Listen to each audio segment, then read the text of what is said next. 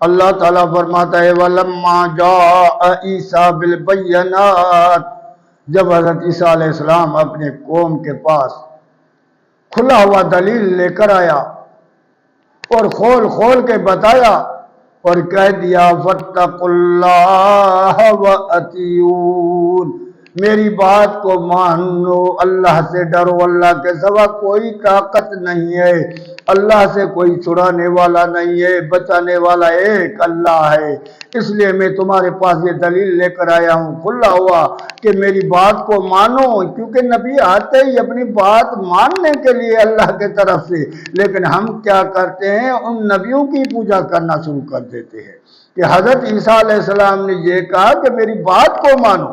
میں تمہیں کوئی نفع نقصان نہیں دے سکتا، میں اللہ کے طرف سے تمہارے پاس پیغام لے کر آیا ہوں فَاتَّقُوا اللَّهَ وَأَطِیعُونِ، کہ اللہ سے ڈرو اور میری بات کو مانو۔ ان اللہ هو ربی وربکم فاعبدوہ ھذا صراط مستقیم، وہی تمہارا بھی رب ہے میرا بھی رب ہے، اس کے در پر جاؤ، وہ بھی تمہارا مالک ہے ہمارا بھی مالک ہے، وہ بھی طاقت والا ہے، اگر پکڑے چھوڑنے والا نہیں ہے، چھوڑے تو کوئی پکڑنے والا نہیں ہے، ساری طاقتیں ان کے پاس ہے، ان کے پاس جاؤ، میرے ہاتھ میں کچھ بھی نہیں ہے۔ حضرت عیسیٰ علیہ السلام نے لوگوں کو یہی کہا، پھر لوگوں نے عیسیٰ علیہ السلام کی